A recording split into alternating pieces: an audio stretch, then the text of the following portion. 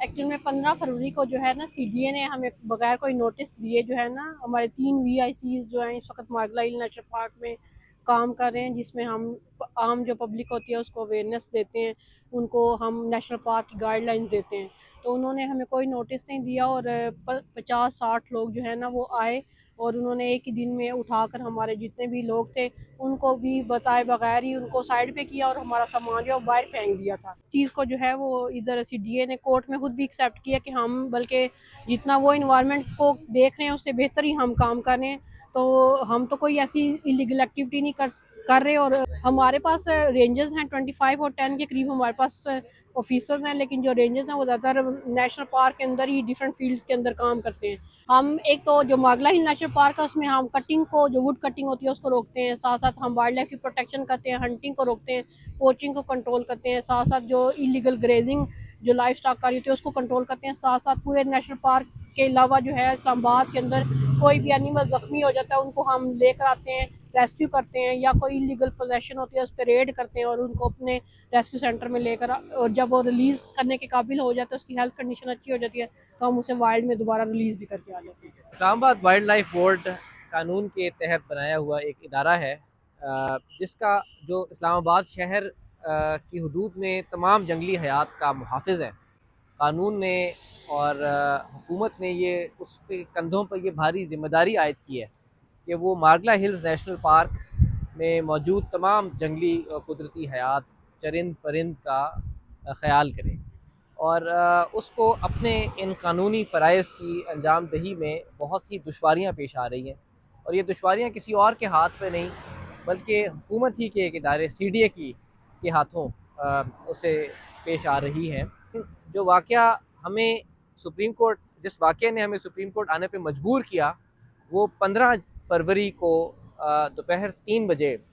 Hiking trail 5, hiking trail 6 और Kalinjar village में located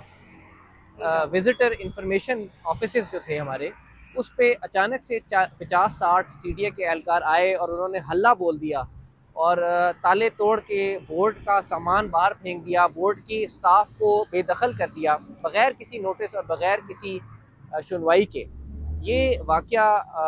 बिलाशुबा गैर कानूनी था। वाइल्ड लाइफ बोर्ड से मुतालिका एक कानून दोनों ऐवानों से पार्लियामेंट के मंजूर हो गया और फिर वो पाकिस्तान की तारीख में शायद पहली दफ़ा हुआ होगा कि एक बिल दोनों ऐवानों से मंजूर होने के बाद गायब हो गया। तो ये सारे मसाइल जो बोर्ड को पेश आ रहे थे, उनकी वजह से बोर्ड मजबूर हुआ कि वो सुप्रीम कोर्ट ऑफ पाकिस्तान में इंसानी हुकूक की दिफा के लिए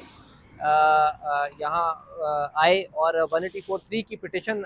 वाइल्ड लाइफ बोर्ड ने डाली, जिसकी समाअत आज चीफ जस्टिस काजी फायद ईसा साहब की सरबराही में एक 3 रुकनी बेंच ने की। और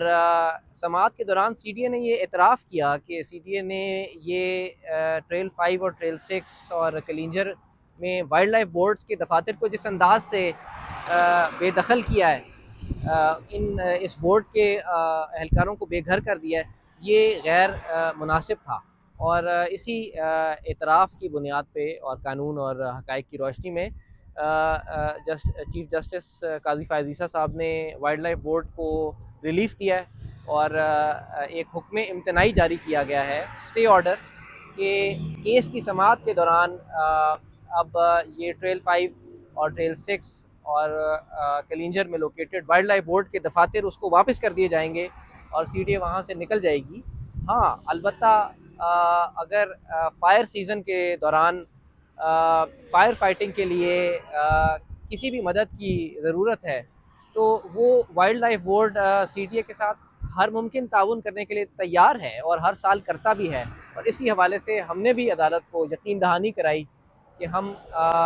सीडीए के साथ मिलकर, वफाकी हुकूमत के साथ मिलकर, बल्कि किसी भी ऐसे शख्स के साथ मिलकर काम करने के लिए तैयार हैं जो जंगली हयात के तहफ़्फ़ुज़ के लिए नेक नियति से काम करने पे राज़ी है। तो हम सुप्रीम कोर्ट ऑफ पाकिस्तान के शुक्रगुज़ार हैं कि उन्होंने वाइल्ड लाइफ बोर्ड को हुक्म इम्तनाई उसके हक़ में जारी किया और हम उम्मीद करते हैं कि इस मुकदमे से अवामी मफाद का दिफा होता रहेगा। बहुत शुक्रिया।